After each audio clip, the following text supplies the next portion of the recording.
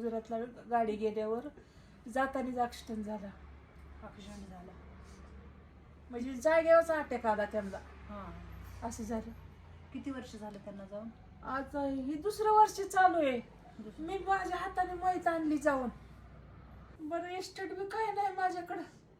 तेव्हा आता ह्यांना देऊ मी. आधीच तुम्ही घेतले लिहून, आई बाप होती तेव्हाच. मग आता माझ्याजवळ काय आहे सांगा ना तुम्ही. मग तुम्ही अशी गाडी केली का?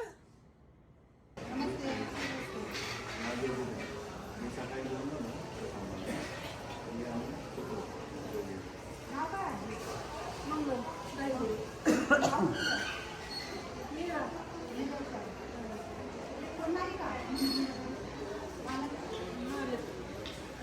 गेल्या वर्षी सांभाळत नाहीत का? नाही सांभाळत. त्यांना डब्यात घालायचं इष्टच सांग.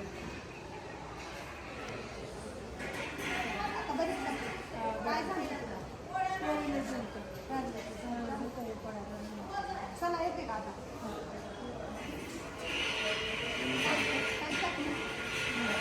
चालतंय चालतं काय असेल पण गोळी चालू आणि स्वच्छ राहतात. येणार का मात्र ना सध्याच आजी लोक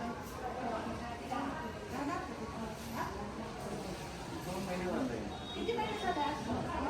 इथं 2 महिने झालं.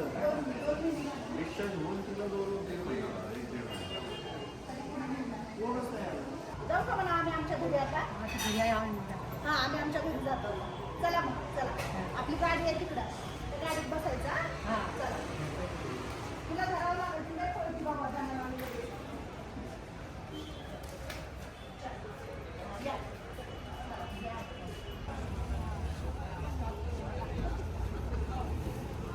घाबरायचं नाही. झाला अर्धा तास लागेल आपल्याला घरी जायला. झोप. तर निघालोय आत्ता ॲम्ब्युलन्स मधून घेऊन. थोडंसं हां शाबास. हां चल. चहा वगैरे पाजवलाय, मस्त फ्रेश झाले. कसं वाटते तुला? बरं वाटतं. चांगलं वाटलं? घरातले आणि वाटतं. घरातले बी वाटते तर काय म्हणजे खरंच खूप चांगली आहे ती. आणि कपाळाला टिकली लावत नव्हती. मी म्हणलं लाव, काय नाही म्हणलं टिकली का नाही लावायची आपण, खूप छान दिसतो म्हणलं. तर म्हणून मग माझं ऐकलं तू टिकली लावली. तू आधीच एवढी देखणी आहे आणि त्याच्यात नुसतं पांढरं शिपट तोंड मला बघू वाटणं घेतलं, म्हणून मी तुला टिकली लावली. कसं वाटतं तुला? बरं वाटतं ना? कशाला रडाली आहेस तू? रडाली आहेस कशासाठी? आता लेख आहे की तुझी. हा तुझं गाव कोणतं? निरा. निरा. प्रॉपर निरेची आहे तू? तुझं पूर्ण नाव? महादेव मंगल लायगुडी. धायगुडी. आता घरी कोण कोण आहे म्हणजे तुझ्या? माझ्या घरी कोणी नाही. तुझं म्हणजे मुलं वगैरे? कुणीच नाही. माझी मी वेगळी खात होती. बर. माझा नवरा गेल्यावर दुसरा नवरा करून दिला आईने. बर. मग पोरं बारकी बारकी होती ना. मग आमच्या धनगर समाजात ठेवत नाहीत अशी. लग्न करून देतात. मग माझ्या आईने पोरं सांभाळली, त्यांची लग्न केली. पण मग हे माणसापासून पोरच झाली नाही ती. बर. ह्याला होती पहिली एक बायको. मग तिला 3 पोरी त्या. मग त्या 3ही पोरी इथं मुंबईमध्ये येत्या. एक पुण्यात आहे वारजे माळवाडीला ससनला कामाला आहे. वारजे माळीच्या दवाखान्यात कामाला आहे. आणि एक मुंबईला दिलेली आणि एक गावालाच दिलेली. म्हणजे तिने काय केलं, दोन्ही बहिणी दोन्ही पुरी भावालाच दिले ते. म्हणजे पुण्यात जी आहे का ती एक आणि मुंबईला एक आहे ती. मग आता तू म्हणजे तुझे हे आता महागटले केलेले मिस्टर आणि तू राहत होतो का? हा आम्ही राहत होतो कुठं ह्याला कुंजीरवाडीला. कुंजरवाडी. हा. मालकाला काय झालं मग? मालकाला अटॅक आला. ती बी गुजरातला आला. तुम्ही गुजरातला राहत होतो? नाही, आम्ही इथं कुंजीरवाडीला राहत होतो. हां. पण ते ड्रायव्हर होते ना.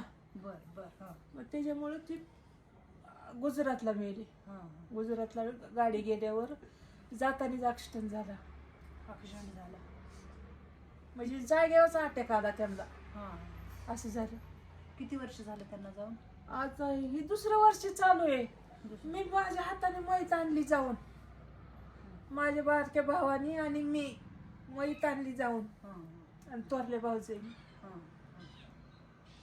मग म्हणजे तू परत मग आता भावाकडे कुठं राहत होतीस तू नंतर मिस्टर? नंतर मी माझ्या घरातच राहत होती, कुंजीरवाडीलाच.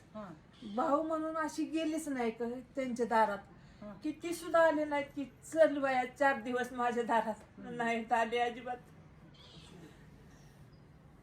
मग तू एकटीच राहत होतीस मी कुंजीरवाडी? एकटीच राहत होते. मग तुला पॅरालिसिस कधी झाला? मला झालं पॅरेलिस ती काय ते ह्याच्या टायमाला असं आजारी पडून पडून मला काय माहिती आता मला पॅरेलिस होईल म्हणून. पण माझ्या शेजारच्या बाया असल्या चांगल्या होत्या की मला दवाखान्यात उचलून नेलं तिथे शेजारी. मग ते डॉक्टरने दिलं काय सांगितलं काय माहिती. मग तिने काय केलं, माझ्या भावाच्या घरी नेऊन सोडलं मला. मग ती म्हणले का तिला आणली तुम्ही?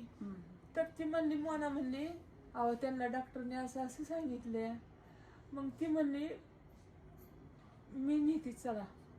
मग तिने जेजुरीला आणलं. तर जेजुरीला आणल्या, जेजुरीला बी नवा दवाखाना झालाय ना आता पॅरेलिसचा. मग तरी तिला वाटलं तिथं घेते ऍडमिट करून.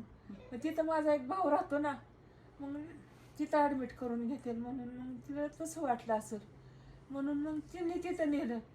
तर ह्या दोघी भाऊजांनी काय केलं, मला इथं ससूनला आणून टाकलं. किती दिवस झालं तू ससूनला? किती महिने झाला आहे ससून मध्ये? मी ससूनमध्ये ते कागदपत्र आहे की बघा. हाय पण तुझ्या आठवणीत आहे की किती महिने झाले? बघा की मला संक्रांत आठवती चांगली. संक्रांत माझी चांगलीच आठवती संक्रांत. 2.5 महिने झालं तू. हं. 2.5 महिन्यापासून तू ससून हॉस्पिटलमध्ये ऍडमिट आहेस. तुला परत कोणी फोन वगैरे केला नाही का? कोणीच नाही फोन केला मला. माझी भाची तेवढे करतात बघा, ती बी मी करते. हो त्यांनी तर नाही केला. नंबर आहे का तुझ्याकडे? आहे की. जायचं का तुला नेऊन सोडू का तिकडे त्यांनी सांभाळत असतील तर? मस्ती म्हणले बघू रविवारपर्यंत मला येणार होती ती बघायला. रविवारपर्यंत येतो म्हणले. जा. आम्ही काय मेलोय का तुला? अरे हो पण तू नाही मेला, पण बाकीचे तर मेलेतच ना. मग भाचं सोडून मला 1-2 काय भाचं 4-5 भाचे त्यांच्या बायका येते. पण मग आपण त्यांच्या घरात कशाला वाद घालायचा? मग तुमचं तुम्ही राहा की बाबा सुखासुखी. जेव्हा तुझी एखादी बायको बनल आला मामीला तेव्हा बघू. तुझी जेव्हा बी इच्छा असेल तेव्हा आम्ही नेऊन सोडू. तू कधी पण म्हण मला की ते सांभाळतील, मला नेऊन सोड. हा तुला ऍडमिट ज्यांनी केले त्यांनी तुला बघायला आलं नाही का कोणच? नाही ना आलं. नाही आला. किती फोन केला मला ते डॉक्टर लोक म्हणायला लागले मामी मावशी तुम्हाला ही सोडा ना ती तुमची सोडलेली लोक त्यांना बोलवा, सह्या करा म्हणे इथलं तुम्हाला कोणी बी नाही लाव.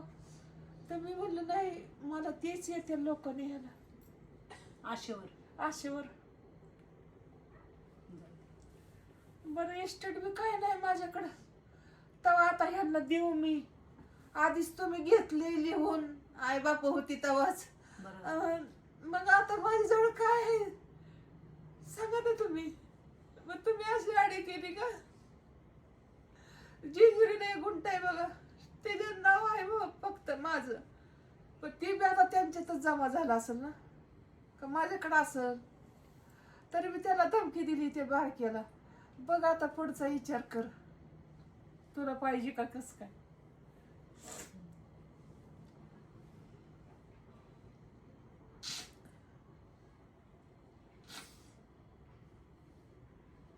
काळजी नको करू. इथं बघ एवढ्या सगळ्या जणी आहेत. दिसतात का तुला किती जणी आहेत इकडे? तर ह्यांच्या बरोबर तू पण छान राहा, आनंदी राहा. खूप सगळं वाईट आहे मला माहिती आहे. मी तुझ्या दुःखाला नाही हे करू शकत.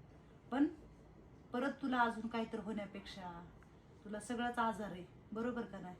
शुगर आहे, BP आहे, बाकीच्या गोळ्या आहेत. मग ही सगळं अजून विचार करून तुला होण्यापेक्षा जे व्हायचं ते होऊन गेलं, सगळं झालं म्हणायचं. तो भूतकाळ होता खूप मोठा. आता इथून पुढे भगवंताचं नाव घेऊ आणि आपण राहिलेलं आपलं आयुष्य कुठं पण आनंदाने घालू. काय म्हणायचं? बरोबर. बरोबर आहे. हं? तू काळजी करू नको. मी आहे की, मी मुलगीच आहे तुझी, लेकच आहे. हा, कळलं का तुला? हा. हा,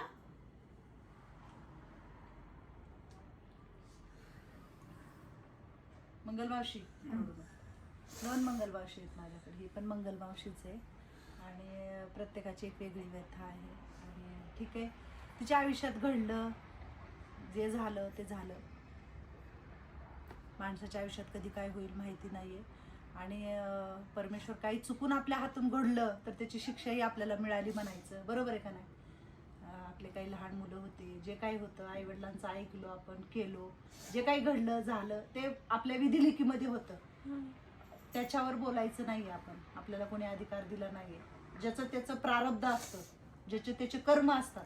बरोबर का नाही? जे काही आपले वाईट कर्म होते, जे काही वाईट आपलं प्रारब्ध होतं त्याच्यामध्ये सगळं घडून गेलं म्हणायचं. आणि इथून पुढे आपल्या ह्या संचितामध्ये काहीतरी चांगलं आणि देवाचं मार्ग निवडायचा आणि चालायचं. आपल्या हाताने काहीतरी पाप झालं म्हणायचं. बरोबर हा, आणि छान राहायचं, आनंदी राहायचं. तर आज एक परत आपल्याकडे आई आलेली आहे निराधार, आणि त्या आईचा आपण आधार बनू.